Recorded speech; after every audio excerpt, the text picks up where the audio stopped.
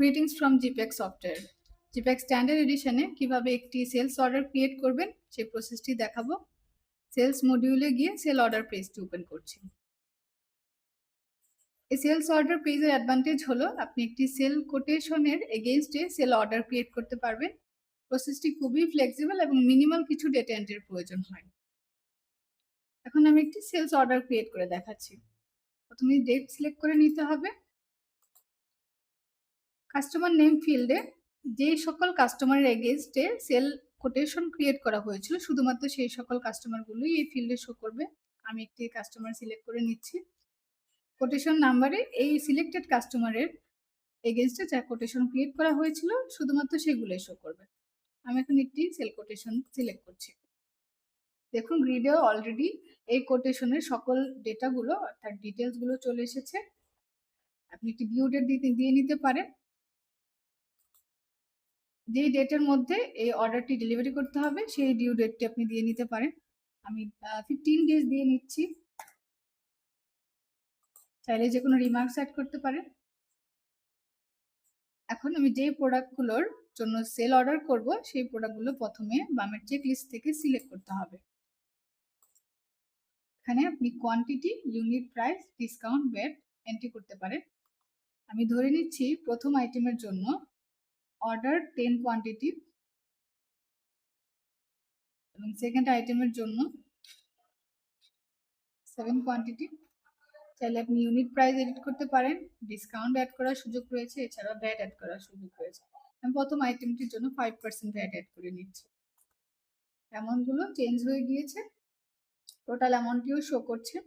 এখন সেভ করলেই সেলস অর্ডারটি ক্রিয়েট হয়ে যাবে। সেভ করে নিলাম। সাথে একটি রিপোর্টও পেয়ে যাবেন।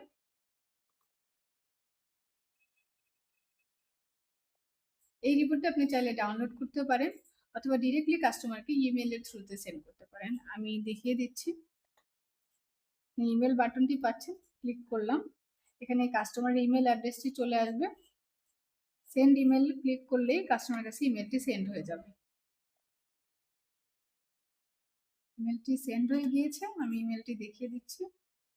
দেখুন এই সেলস অর্ডারটি চলে এসেছে, সাথে ডকুমেন্টটিও চলে এসেছে।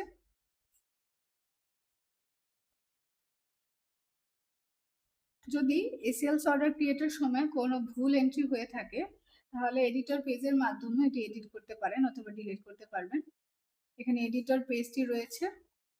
অথরিটি থেকে যদি এই এডিটর পেজের পারমিশন দিয়ে থাকে তাহলে এডিটর পেজের অ্যাক্সেস পাবেন, অন্যথায় অ্যাক্সেস পাবেন না। এডিটর পেজে চলে যাচ্ছি। অর্ডারটি চলে এসেছে।